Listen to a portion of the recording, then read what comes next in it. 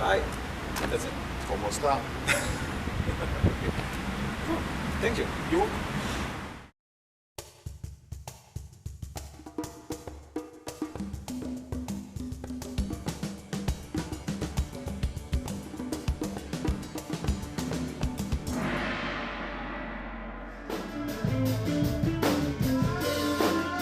I'm Pat Mastelotto and associated acts. I'm in the band King Crimson now, so I'm happy to. We'll just stop there. There's so many other things take up too much time.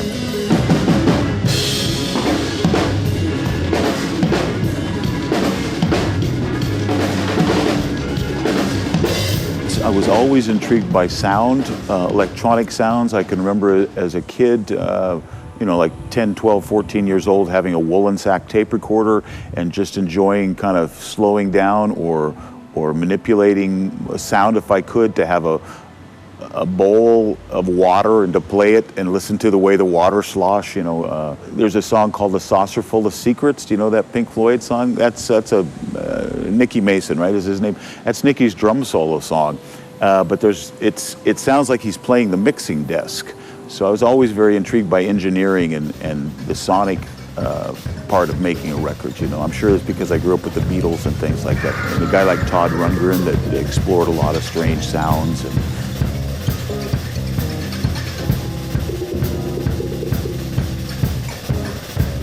as far as getting my driver's license, is that what you said? My driver's license. I didn't. I only had a few lessons as a kid, and then I was right away in a band. And after maybe 5, 7 years in these bands in Northern California, I guess 3 or 5 years, I moved to Los Angeles, and I was very enamored with the idea of being a studio musician. I was seeing a lot of the records that I liked with Jim Gordon and Jim Keltner showing up on many different records. So I thought, wow, that'd be the greatest to not just play with one group, but to play with several. And I went to Kenny and said, hey, I want to be a studio musician. How do you do this? He said, well, you don't read music. Let me introduce you to my friend Joe Porcaro. So I went to Joe to be a student, but I had to audition for Joe. And Joe had me play for a few minutes and he said, stop. You've got no time, no technique, no chops. You're young, maybe you should try something else. And I said, well, you know, I've already been 5 years. I'm making a living playing in bars since I was 16, 17 years old. And I'll work really hard. So as far as getting a driver's license, it was Joe who told me to, hold a stick with a fulcrum. I'd been holding a stick like this and playing in this crazy fashion. And Joe's lesson was he showed me a metronome. I'd never seen a metronome. And he put it to 60. And he said, when one hand goes down, the other hand goes up. And that was my lesson. And I came back 2 or 3 weeks later, and it was a flam and a flam and a flam, and Joe said, okay, you haven't learned your last lesson, go home.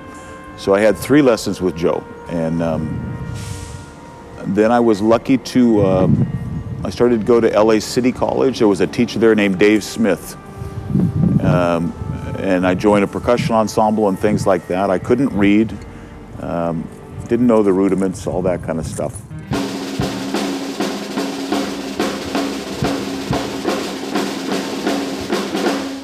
Maybe I should have read your questions first. That's an interesting question. I guess it's a vehicle. It's kind of a vehicle for joy, really. It's something I enjoy doing, but honestly, I wanted to be in music. I didn't pursue the drums as a kid. I wanted to be a musician. I tried to play guitar and piano. I was infatuated by the Beatles and things like this, the idea of being in a gang, being with your buddies. I wasn't very good at those instruments, so just by chance, when I took a class to be in an orchestra and play French horn, the teacher had too many horn players, and he saw that I had big hands, and he said, you have big hands, go back to the drums. And as soon as I started to play drums, that gave me more of a voice to be involved with music.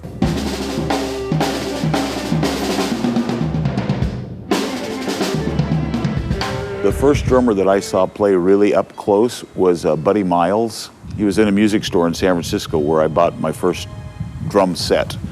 And Buddy turned the sticks around to the butt end of the sticks, and he went dooba dooba dooba, and he broke the pedal the first time he did it.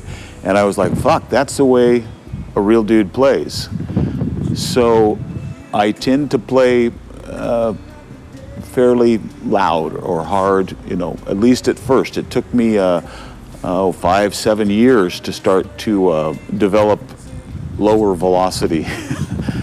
So that's a weakness for me. That's definitely a weakness. It's been a strength in the sense of sometimes I got sessions, Mike Chapman, he'd say, hit the fuck out of the drums, dude. That he wanted to excite the room. He used a lot of room sounds. A lot of British engineers would use the room more than an LA guy. So, you know, it worked in my favor to get me some work, but it was also a curse, and something I definitely try to practice on. Later in life, I've taken some lessons with Ed Soph, and that's the sort of thing Ed helped me, you know, to trap. I never knew, just hold your stick there and trap yourself where you can't lift the stick more than an inch. Very difficult for me.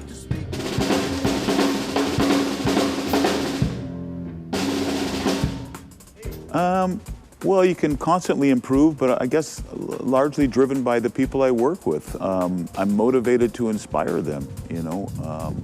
I want to make it easier for other songwriters and musicians to play and get off, you know. Well, I think both those things. I think my number one priority is not maybe myself, but is the team. Are the other musicians all getting off? Are they hearing things well and playing well? And then I enjoy looking at the audience. I know some musicians and drummers that don't look at the people while they play, but I enjoy looking straight into the eyes of people while you're playing. You know, we just played this Zappa Fest the last few days, and there's people out there look like they're having an orgasm. While you're playing, they're so moved.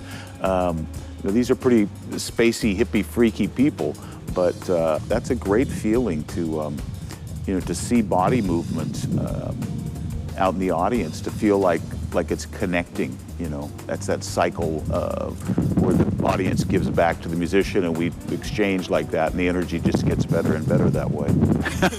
I'm just happy to play, really. I'm happy to play in almost, you know, I'm happy to play country and western. It doesn't really matter to me. It doesn't have to be complicated music. It doesn't have to be in front of a big audience. You know, there's a joy in just playing, you know, Steve Gadd playing a side stick, slow tempo, that just feels so good. It's like, there's a huge amount of joy in there.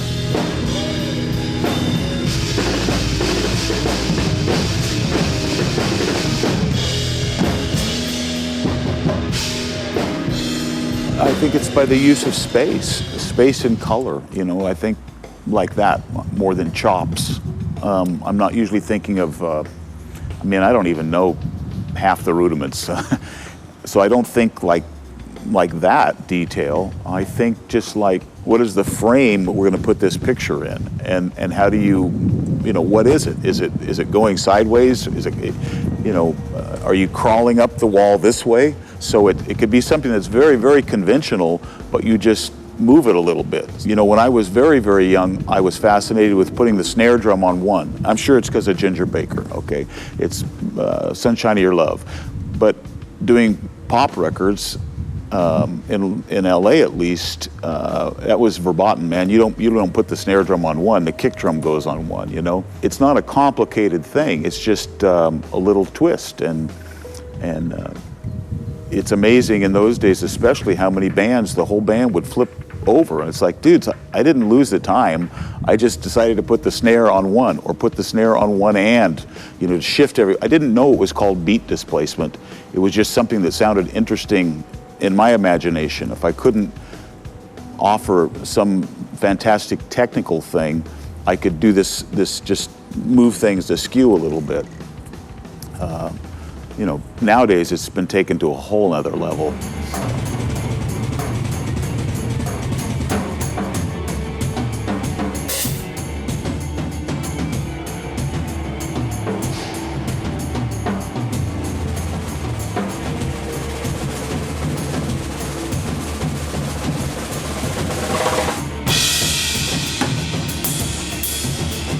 I never think of it as dueling.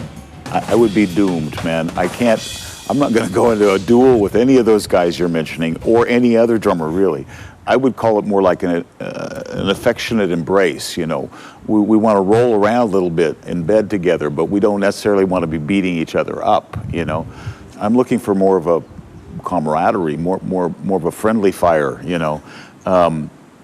The idea that we can each kind of push each other a little bit, especially with Tobias. He's pushed me in different ways, and he's just so fast, and he inspires me. We sit on the bus and practice. I practice on the bus a lot with Bill, and I'm sure I will with Gavin and Rieflin here when we finally get on a bus together. But even in just the last few weeks, another exercise with Tobias, just at about 75 BPM, playing you know, an endless stream of 16th notes, I guess, and man, it burns. It really, really, really burns, and you just don't think you can go any further. And it helps every night. I see that I can get around a little bit faster, you know. Yeah, because you're trying to, I don't know, not copycat, but to just throw things back and forth. And, you know, sometimes it's a bit clumsy. Like when we play in Discipline now, we'll exchange things. And the premise is not necessarily that we exchange the rhythm, but that we exchange the amount of notes. So if you play one, you can play one back to me a million different ways, you know, but I know I'm going to give you that space. So if you play zabba-da-boop-da, there's about 7, 8 notes in there. I'm gonna try and give you back sabba-do-bop. It could be, and now the next character knows, okay, he's completed his phrase. So we can react really fast that way with just that little bit of knowledge. Whereas before we used to step on each other a lot. You know, certainly a lot with Bill or with Terry Bozio. My function might be to lay a backdrop that they could play on top of. You know, Terry does great ostinatos and plays. He doesn't need me to do that, but I could, or he seemed to enjoy that I would give him something different to play over, you know. So the rule with Terry very much was never do it again. One time and don't repeat it. So that was a challenge to do. Yeah.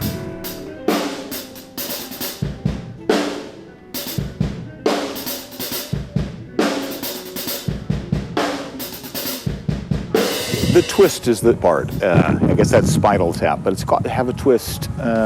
You know, I never learned to play Rosanna or what's the Zeppelin shuffle in the rain. Do.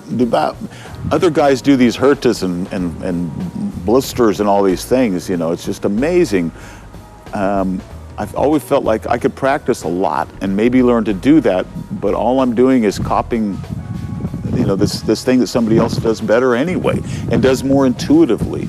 So I guess I have to learn a little bit about accepting what your limitations and abilities are and just trying to work within, you know, offer what I can do rather than forcing things, you know. I do see drummers a lot of times we force things.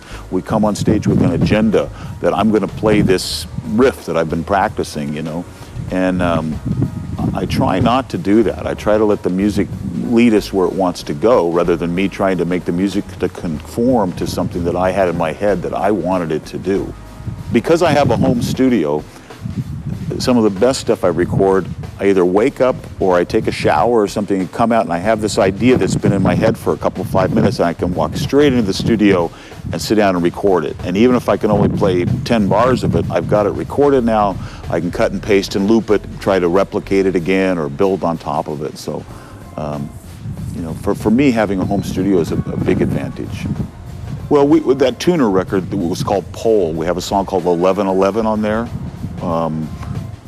Another one called Dig. Those were both, I was in the shower and I got a thing in my head. It's like, bam, I got to get to the kit right now, you know, and record it before I forget it.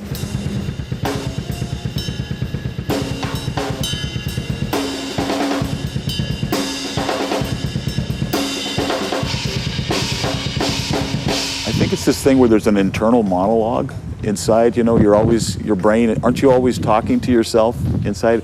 So as you play a show, it's the same thing. You're always, like every 30-second note, right? You're coming down, you go, this is early, slow, oh, leave it, oh, go for the high. You always just thing, you know? You got to shut that off somehow. That's the best gig somehow. We had a really good gig, I think, yesterday in the afternoon. We played with just stickmen, and we played about 7 songs that we didn't have any chance to rehearse. We haven't played them for I don't know, 3 months, 6 months, even longer. Firebird, the Stravinsky piece. We haven't, and I've got samples and loops. I've got to remember what's on what pad, and you know, catch the volume, the dynamics that I have to change in the volume at the mixer and stuff like that. And it was a really great performance for all of us. And I realized when the show was over, man, I didn't think, there was no internal monologue. It was going by so fast, and just microseconds, you know, trying to decide, make the call, you know, oh, I need a mallet. Oh, yeah. Turn the snares on. Oh, yeah.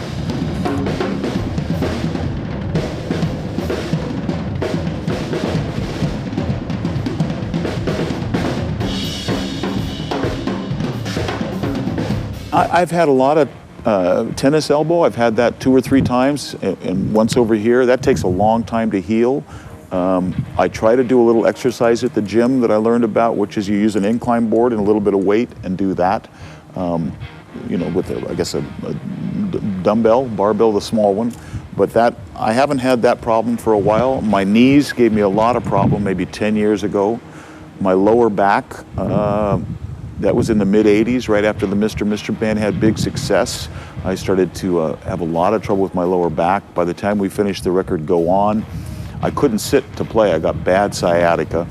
So I would stand near, I elevated my whole drum set. I put it on a Picaro rack and then built longer tubes so I could lift the whole drum set up. And I've always incorporated you know, synthesizers and drum technology and drum machines. So there'd be times when I have the kick drum would be programmed and play on top of that, which is the case like with Broken Wings, with our big hit. That machine is the machine kick drum, it's not me. And I played the snare and the cymbals and shit on top of that. But so it gives you more sonic options because you're not recording the whole kit at once. So.